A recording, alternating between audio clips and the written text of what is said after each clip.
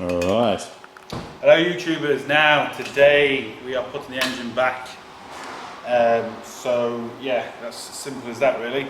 So what we're going to do is, we're going to do a quick time lapse again of just the engine going in. What I'm going to do first is obviously physically fit the engine in, put the two engine mounts on, the engine mount this side, the engine mount on that side. There's a wiring loom that comes over the back of the engine and down. I have to clip that in and then I can put the two bottom drives in. So that's what we're going to do next.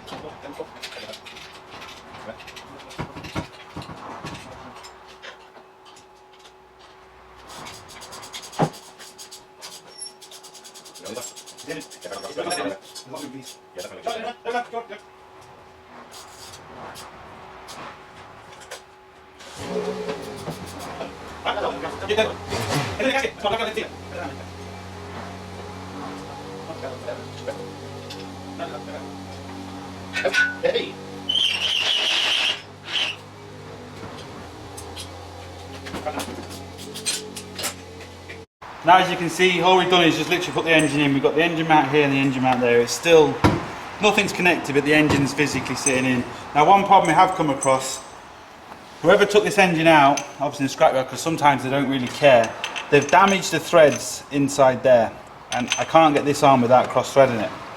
But you can thread it, or tap it should I say.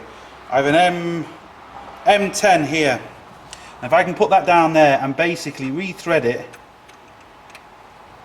we should be alright. So that's what I'm going to try next, because if I try and, because it's aluminium, if you put an air gun or anything on that, you can easily round it, and that's whoever's took it out has just done damage to it, unfortunately. But hopefully we can just tap it out, re-thread it, and we should be sorted. Right, so all I'm doing is I've got a 9mm spanner and I've put the tap down, and I'm trying to keep it as straight as possible and just try and clean and just repair these threads. The threads are there, but they're just slightly damaged. So I'm not exactly re-tapping it, I'm just cleaning up the threads. It's going in quite easy. Every 3 or 4 turns, just release it back a few, just to get rid of all the old burr and stuff. It's going down well, which is good.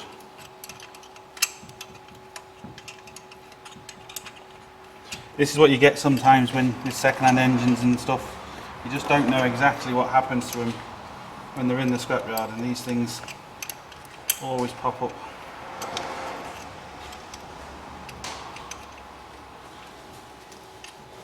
It's going down by hand now, so it's just the top thread, so we should be fine.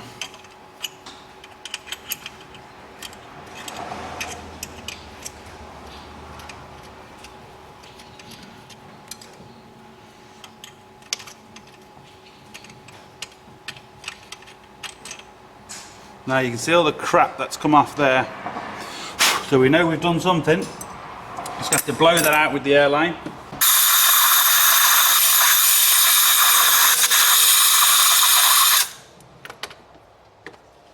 And now hopefully the bolt will go down nice and straight. Now look at that. For the sake of a couple of seconds. Now you need the right tap and stuff, don't get me wrong, but I mean, that wasn't going down, and if you'd have forced it down, which you could have done, you've just done too much damage. So that's now gone in properly, and no damage is done.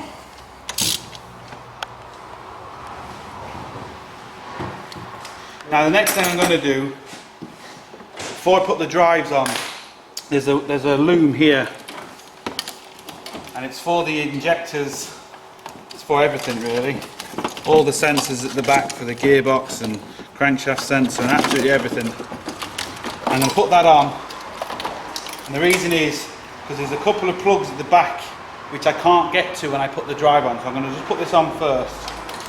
I don't have to do the top ones, it's the bottom ones I need to put on. So I'm just going to put it in place, roughly in place, which is there. Thread this down through the hole at the back, just like that. These. Now if you get these with an engine from a scrapyard, keep them, because you never know, they could come in handy. Normally you don't get them, normally they take them off, but you can get them, keep them. I'm going to put these into place, just roughly, just so.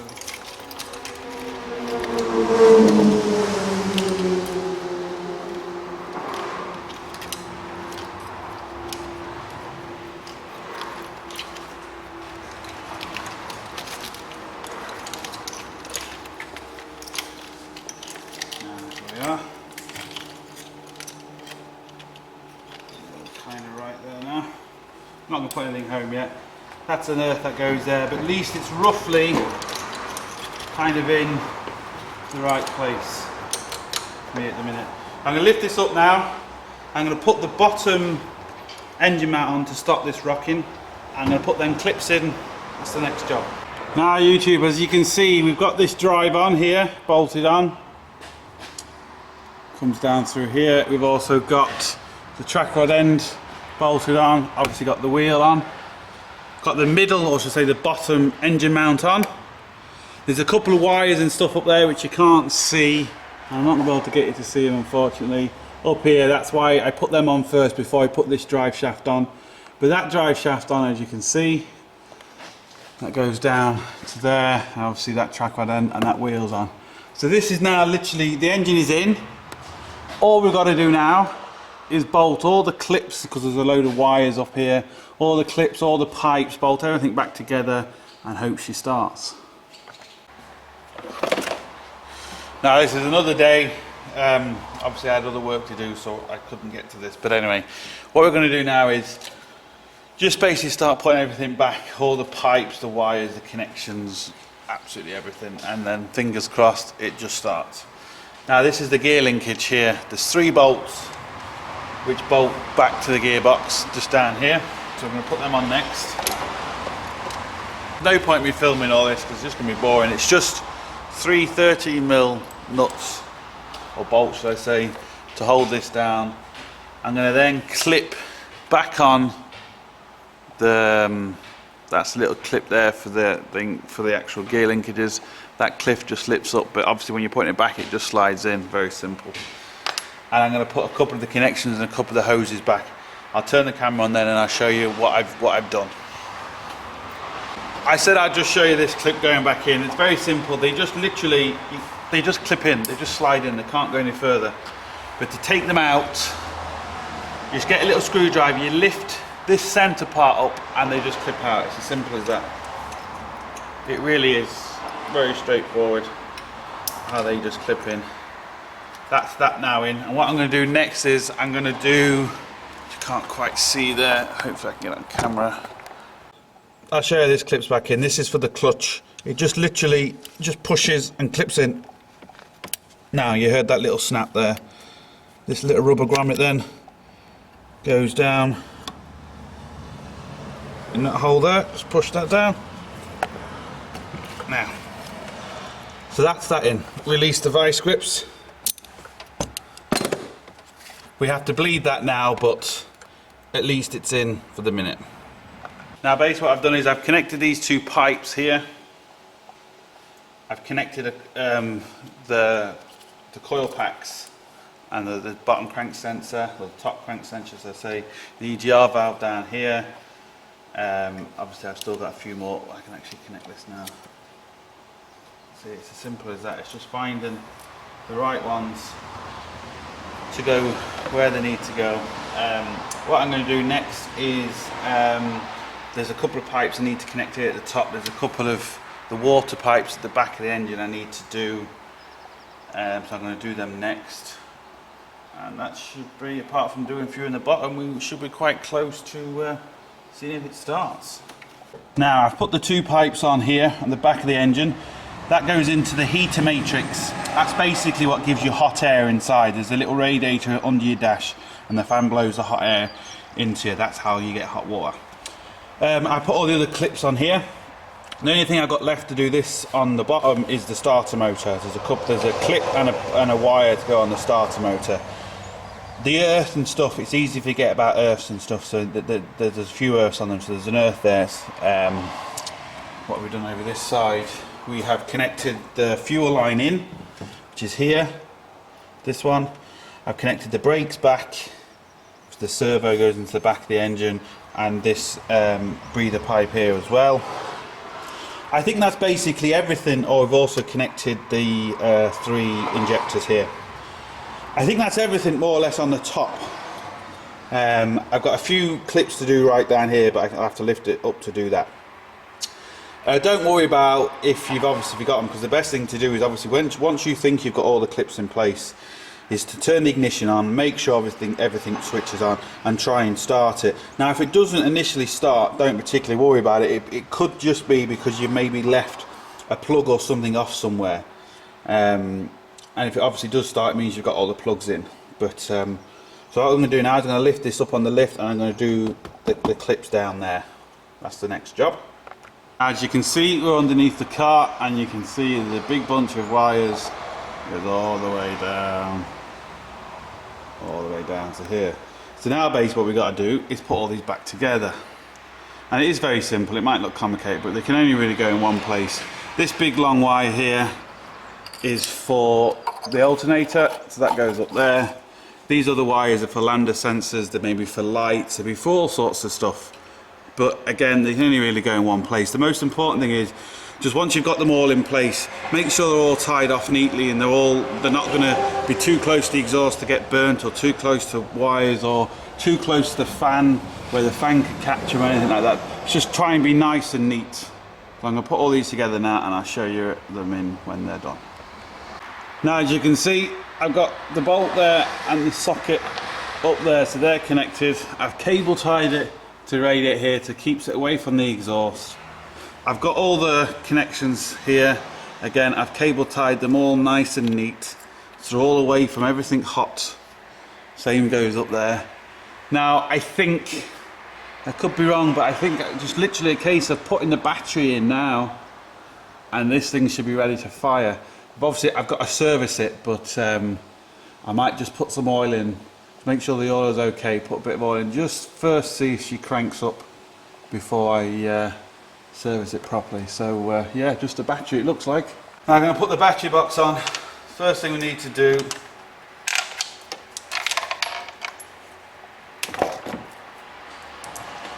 is actually put the tray back on. This is just for water and stuff to all feed down, so that's not important.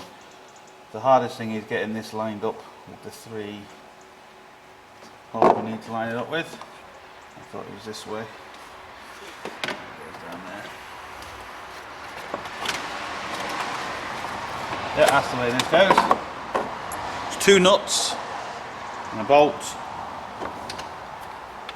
13s, very simple.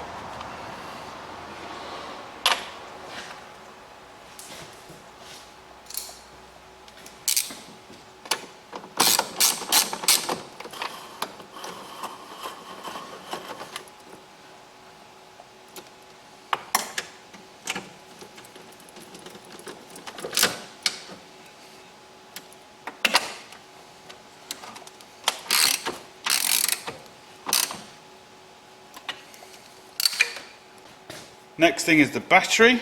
And don't forget, we have to put the battery holder on.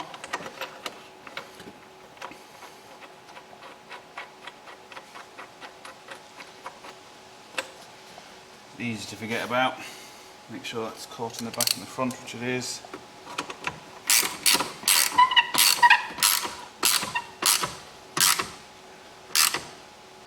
Now, battery's in good. Now the cover, that should just slide straight over, clip into place, which it does. Make sure I have all the pipes. This pipe here is actually the return from for the expansion bottle, so you need to put that on as well.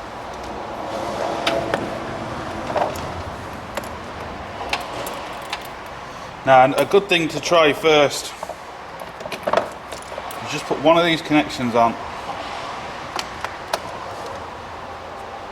10mm.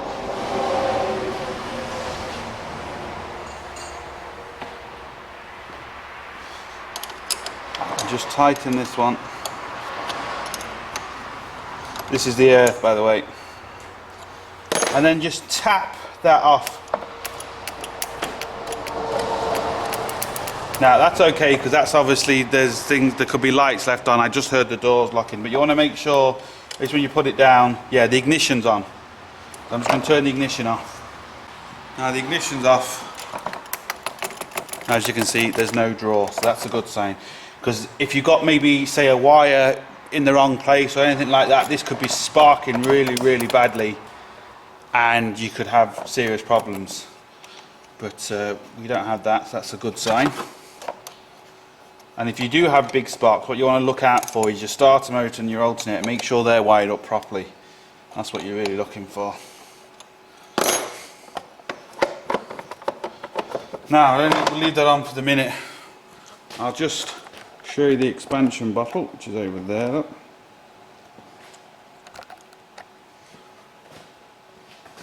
And this pipe just literally slits on over the top. A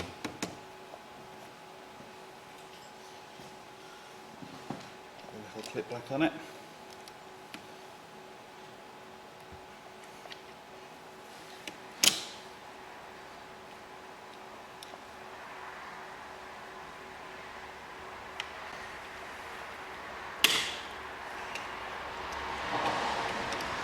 These clips are really annoying, they're absolutely a waste of time. I don't know why they use them. Right, clips on. Right, I know I haven't got enough, well I haven't got any water in it. I'm not going to put water in it yet. And the reason is, if I put water in this, so I'm not going to put any water in it. And the reason I'm not going to put any water in it yet, for a start, for a few minutes it's not going to hurt the engine. And two, if I fill it with water and antifreeze and it doesn't start and I have to move a pipe because I've missed a connection and the connection can't fit because the pipe's in the way, it means I'm going to have to drain the water, and it's very messy and stuff like that. So all you really need to make sure is that you've got oil in it. Make sure there's oil in it, enough to turn it over and to start it without doing any damage. So that's what I'm going to do now. And on this engine, there isn't. There's no point me showing you, there just isn't enough oil. So, yeah. I'm going to put oil in this. And fingers crossed, it should start.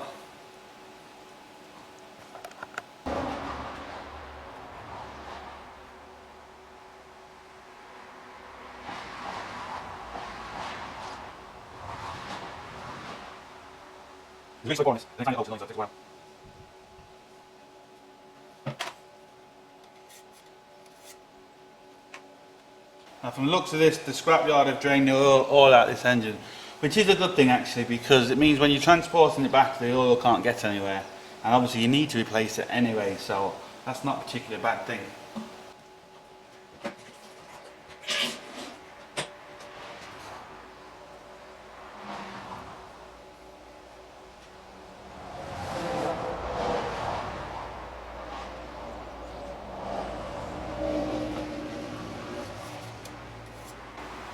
Now we've got plenty of oil.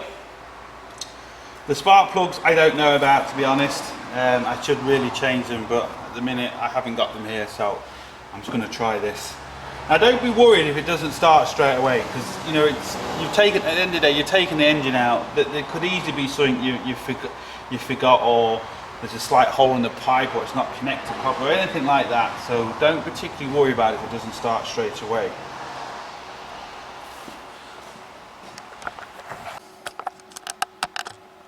Now the first thing I'm going to do is just turn the ignition on, make sure all the lights come on and go off like they should do. That's fine. So that's good. I'm going to turn the ignition on and off a few times just to get the pump kicking in, because obviously there's no petrol in this engine and we've disconnected the pipe. So I'm just going to give this just a bit of a crank. I don't want this to start, I just want to hear everything's alright and make sure it is cranking. Now the engine is cranking, so that's a good sign. Here goes. Let's see if it starts.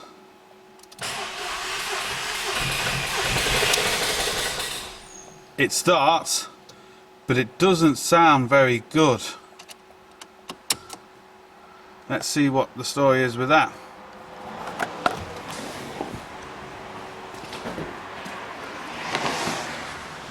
Seemed to have started there, but it sounded very clicky. That could just be because it's been sat for a while and there's no oil on the top of the engine.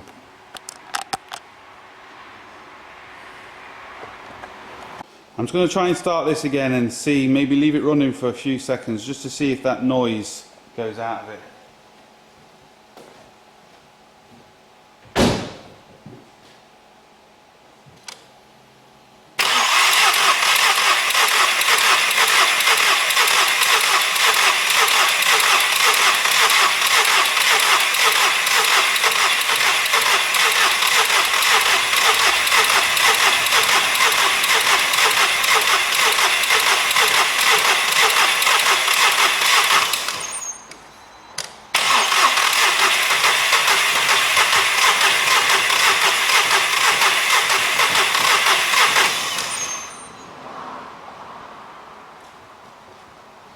Now, as you can see, that hasn't started.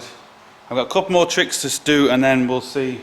It's going to get a bit of easy start or rapid start, whatever you want to call it. It's all the same stuff.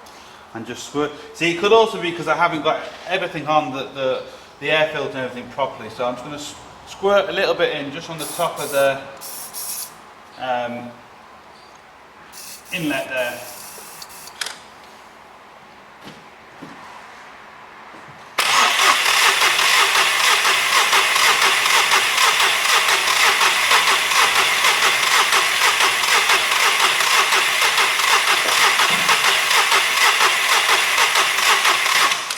Fingers crossed, let's see what happens. What I've also had to do is, I didn't actually press the accelerator. So I'm going to press the accelerator now and turn the engine. Fingers crossed, let's see what happens.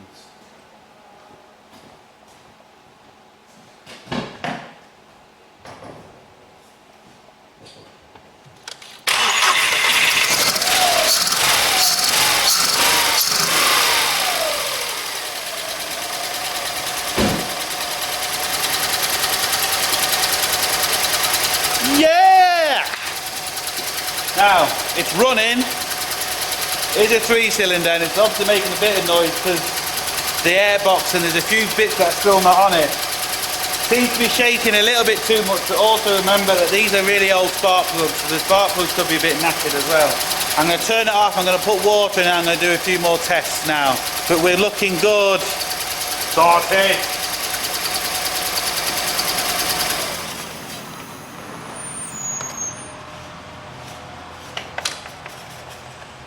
I'm just going to pour just ordinary water in it. I'm not going to put any antifreeze in it yet because I still want to do a few more tests on it.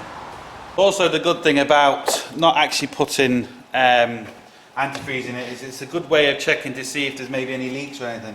I'm just literally going to pour just ordinary water in this. But what I'm going to do is I'm going to leave the radiator expansion bottle cap off. And I'm going to let this engine tick over until, turn the heat on full blast inside and let it bleed itself.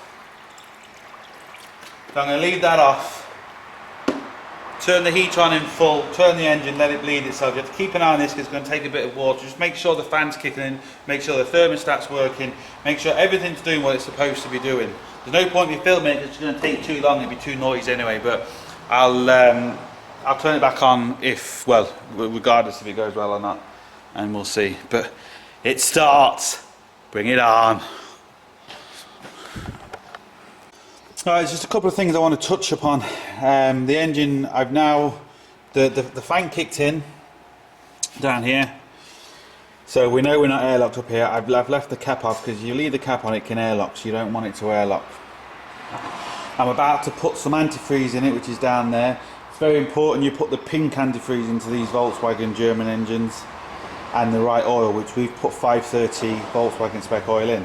Now, as I was starting it, the engine light did flash up on and it said misfire in cylinder 1. Now obviously I have a computer, there's no point me showing that because not many people do, but basically the old plugs, like I said, were in it, and they, as you can see, they are pretty bad. So I've replaced it with new plugs. That sorted out that, no problem at all. But like I said, anyway, you want to put new plugs in your engine, that's kind of a given. Now one thing I did notice is when you revved it, the oil light was flashing on. Here's the oil sensor. Here's the old oil sensor on the second-hand engine. And obviously we had it on our engine we took out down there. So all I did is replace the oil sensor at the top here. 24mm, very simple, took 2 seconds to change. Put that in, 100% perfect.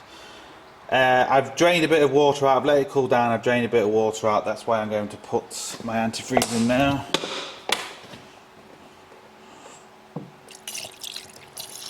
Like I said, this one happens to be pink. Now, because I've actually drained it out again and I've loosened off the little screw at the bottom of the radiator, I'm going to have to bleed this again to make sure. Now I'm putting about 3.5 litres of pink antifreeze in here. I've a little bit left, but I'm sure it's going to take a bit more. So let's just start this engine, see if we're still good. All lights come on. They go out like it's supposed to. It starts good. And it sounds good. Now, the reason why I knew it was the oil sensor is because, as you can hear from the engine now, the engine sounds good. If you had a problem with oil pressure, you would hear a lot of tapping noise and really rough noise coming from the top here. And I wasn't getting that. And I only got it when I read the engine, so I just thought it would be the sensor. It took 2 seconds to try, and as it turns out it was. If it wasn't, because the engine is obviously been parked for a while, you could have a problem with your oil filter, but like I said, again, you want to replace that. There could be some crap in the bottom, or it could be a problem with the pump, with the oil pump. Because obviously this is a second-hand engine, so you have to be aware of that as well. Now, I'm just going to let this basically tick over again. See the water's coming in here. Tick over again until the fan kicks in. And obviously we've got to bleed the clutch as well, but I'll show you that. But apart from that, we're good. Yeah. See, look, lovely dirty hands. Now we're good to go. That's the fan is kicked in. You can see the pink antifreeze that's in it. So we're good to go. Now the only thing got left to do is the clutch. Now I'm going to hopefully try and show you it. If you just look right there. Now just see that in the middle of the camera there. That's the bleed nipple. There's a little rubber cap on it, and you just see the 11mm nut underneath it. Now there's a couple of ways of bleeding a clutch. If you had two people, one person would be pumping the clutch and they leave it down on the floor, you release the fluid comes up, they pump it a few more times. I'm on my own today, so I can't do that. But what I have is this little gadget here. It's for brakes and clutches. So basically, now it only works on reservoirs that are like this. Some reservoirs are here and they haven't got a screw in top, so you can't use them. So basically all you do is you screw this gadget on.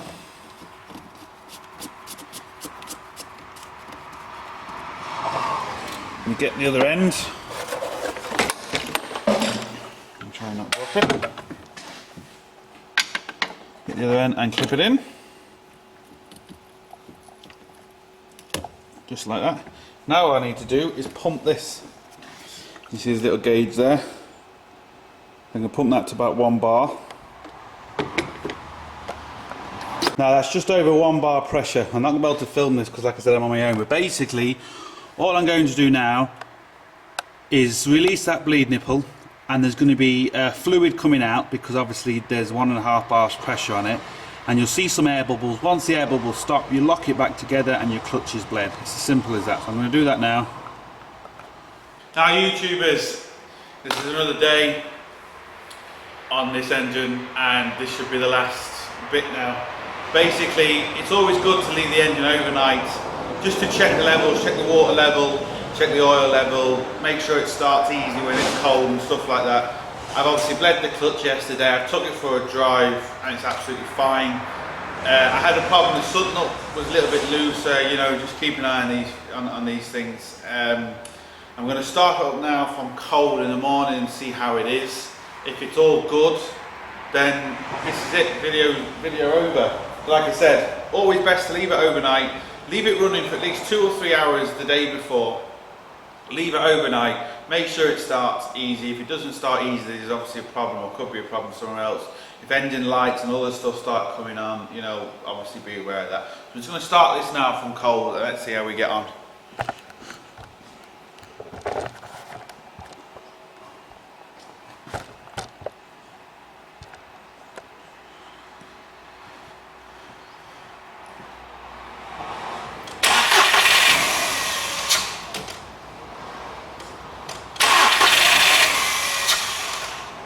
Need a bit of throttle.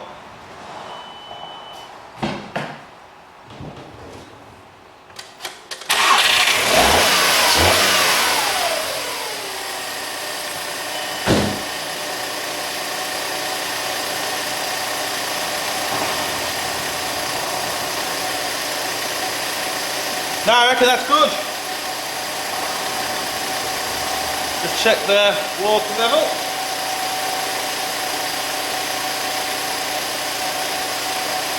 Yeah,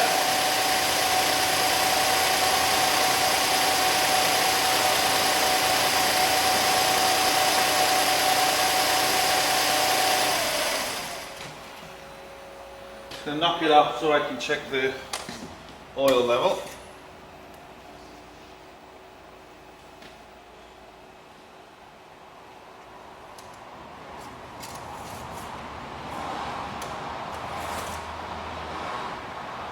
Now we need a tiny bit more oil, but that's it. We just need a tiny bit more oil, it's not a big deal. And that's it. Look, I hope this helps. Thumbs up the video, subscribe, don't forget, get your hands dirty. See you for the next one.